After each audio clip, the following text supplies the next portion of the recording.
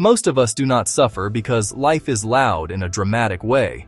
We suffer because it becomes quietly overmanaged. We curate, improve, optimize, correct. We try to make ourselves right. And somewhere in that effort, the world starts to feel thin, like everything is measured but nothing really lands. There is a Japanese idea that moves in the opposite direction. It does not promise calm. It does not promise confidence. It offers something more subtle, a way to stop treating life as a problem to solve and to start noticing what becomes possible when you stop demanding perfection. Welcome to Mini Mind Hack. In this video, we will explore Wabi-Sabi, not as an exotic aesthetic trend, but as a practical way of relating to time, imperfection, and the self. We will trace where this sensibility comes from. We will clarify what Wabi and Sabi actually point to. Then we will connect it to everyday psychology, especially how attention, self-evaluation, and identity behave under pressure. Finally, we will translate the idea into a few concrete practices that do not require you to become a different person. They simply change what you notice.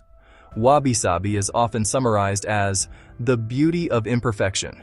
That phrase is not wrong, but it is incomplete. It can sound like a motivational slogan, as if imperfection is just another thing to embrace so you can feel better. Wabi-Sabi is not a pep talk. It is a discipline of perception, a way of seeing that changes the emotional tone of ordinary life. To understand it, it helps to start with the cultural world that shaped it. Wabi-Sabi grows from several streams in Japanese culture, especially Zen Buddhism, the development of tea culture, and a long tradition of craft. Zen, in very simple terms, trains a kind of attention that is less argumentative. It asks you to look at what is happening without rushing to explain it into something else. Tea culture, especially in its more restrained forms, became a ritualized environment for that kind of attention. Craft traditions made this sensibility physical. You could hold it in your hand. One of the most influential figures associated with this world is Sen no Rikyu, a 16th century tea master. He is often linked with a move toward simpler tea aesthetics, smaller rooms, quieter objects, fewer signals of status. Tea gatherings were not only personal, they were also social and political spaces. In that setting, choosing restraint over display was not just a taste preference. It shaped behavior. It shaped the mood of the room. It shaped what kind of self could show up there. Modern writers who introduced Wabi-Sabi to Western audiences often emphasize this point. Wabi-Sabi is not simply about how things look. It is about how they ask you to relate. Leonard Koren, for example, describes Wabi-Sabi as an aesthetic and a worldview that values the incomplete, the modest, and the weathered. Andrew Juniper, who focuses more on design and craft, shows how these values appear in materials, spaces, and everyday objects. Both are pointing to a deeper psychological fact. Environments train attention, and attention shapes the self you inhabit. So what do Wabi and Sabi actually mean? Wabi originally carried meanings connected to hardship or loneliness, but in cultural practice, it became something closer to voluntary simplicity. Wabi is the feeling of enoughness that comes from less, a kind of quiet dignity that does not need to impress. It is the beauty of what is modest, restrained, and intimate. A small room, a plain bowl, a moment that does not perform. Sabi is different. Sabi is time. It is the beauty of patina, the way materials change, soften, darken, crack, or fade. Sabi is not decay as ugliness. It is aging as truth. It reminds you that nothing stays in its showroom version, including you. And that reminder can be either depressing or freeing. It depends on what your mind does with time. When people say Wabi-Sabi is about imperfection, they are often pointing to this combined effect. Wabi reduces the demand for status and display. Sabi reduces the demand for permanence and control. Together, they create a sensibility where life is not evaluated by how flawless it is evaluated by whether it feels real. This is where the idea becomes very relevant to modern psychology. Many people today live under a constant layer of self-evaluation, not only in big decisions, but in the micro moments of daily life. You drink coffee and judge yourself for caffeine. You rest and judge yourself for wasting time. You talk to someone and later replay the conversation, measuring whether you sounded competent, kind, interesting, confident. This inner commentary becomes a second job. Psychologists who study self-regulation often describe a simple truth. Monitoring costs energy.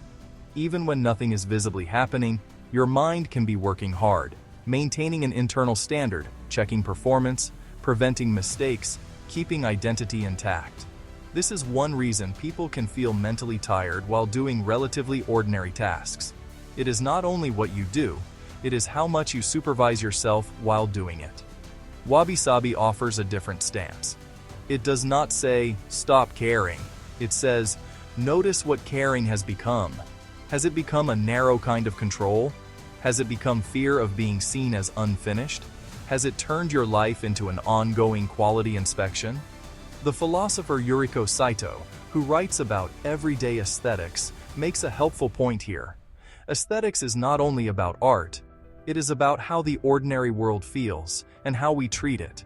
If your aesthetic standards demand constant cleanliness, symmetry, polish, and newness, then the everyday world will constantly fail you. You will live inside a low-grade disappointment even when life is objectively fine. Wabi-Sabi changes the standards, which changes the emotional climate of daily experience. Now connect that to identity. Your sense of self is not just a story you tell, it is also a set of rules you enforce. Rules about competence, rules about appearance, rules about control. The modern world gives you endless tools to enforce those rules. Filters, trackers, productivity systems, feeds that show you what you should be like. Over time, the self becomes something you maintain rather than something you inhabit. Wabi-Sabi pushes against that. It treats the self as a living surface that will show time. It suggests that marks are not only damage, they are evidence of contact with life. This is not a sentimental idea. It is a practical reorientation. If you stop reading every flaw as a threat to your worth, you free up attention for reality.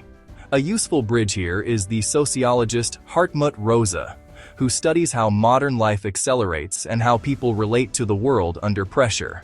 Rosa uses the term resonance for moments when the world feels responsive, when something answers you and you feel genuinely engaged rather than merely in control. Wabi-Sabi can be understood as a training ground for resonance. It lowers the volume of mastery, so you can actually be touched by ordinary things again. If everything must be optimized, nothing can speak back. It can only be managed. So what does Wabi-Sabi look like in real life? Not in a museum, but in your kitchen, your workday, your relationships. It can look like allowing the imperfect version of a task to exist without immediately correcting it into a performance. It can look like choosing an object because it feels honest, not because it signals status. It can look like letting time show in your home, a scratch on a table, a softened corner of a book, the unevenness that comes from use. It can look like letting your own mood be slightly incomplete, not forcing yourself to resolve every feeling into productivity. And it can also look like boundaries. This matters because some people misunderstand Wabi-Sabi as passivity, as if it says, accept everything. That is not the point. Wabi-Sabi is not the absence of care. It is a different kind of care. Care that does not confuse control with love. You can repair something without erasing its history. You can improve a habit without turning yourself into a machine. You can hold standards while leaving room for human variance. In Japanese culture, the idea of repairing rather than replacing appears in practices like kintsugi, where broken pottery is repaired with lacquer and often highlighted with gold. Wabi-Sabi is related, but it is broader. It is not only about repair, it is about the permission to be unfinished in the first place. Now, let's translate all of this into a few small experiments. Not life hacks, not personality upgrades, just ways to test the idea with your own nervous system. First, choose one Wabi object for a week. Pick something you already own that shows time. A mug, a jacket, a notebook, a tool. Use it deliberately and notice what happens in your attention. Do you feel slightly less performative? Do you feel more grounded? Do you feel a small drop in self-monitoring? The object is not magical. It is a cue. It tells your mind, we are allowed to be real. Second, practice a Sabi minute. Once a day, spend 60 seconds noticing a sign of time that you usually ignore or resist. Not in a dramatic way, just quietly. A plant that has grown unevenly. A wall that has marks. A body that feels tired. A relationship that has a history. The point is not gratitude. The point is tolerance. You are training yourself to be with time without immediately trying to correct it. Third, reduce one cosmetic correction. Choose one tiny place where you constantly tidy, edit, polish, or perfect. Not because it matters, but because it calms your anxiety. Then loosen it slightly. Leave the email a bit less polished. Leave the room a bit less staged. Let the photo remain unposted. Notice the discomfort. Then notice what the discomfort is actually about. Often, it is not about quality. It is about control, about being seen, about worth. Fourth, create a small tea room boundary in your day. Not the ritual itself, the principle. A transition that closes the world for a moment. Put your phone in another room while you drink something warm. Wash one cup slowly. Sit for 3 minutes without input.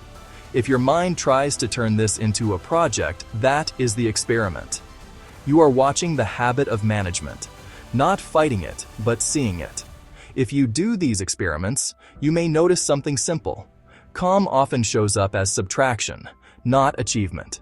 It appears when you stop adding layers of evaluation to every experience. Wabi-Sabi is one cultural way of remembering that. Not as an idea, but as a practiced sensibility. So return to the beginning.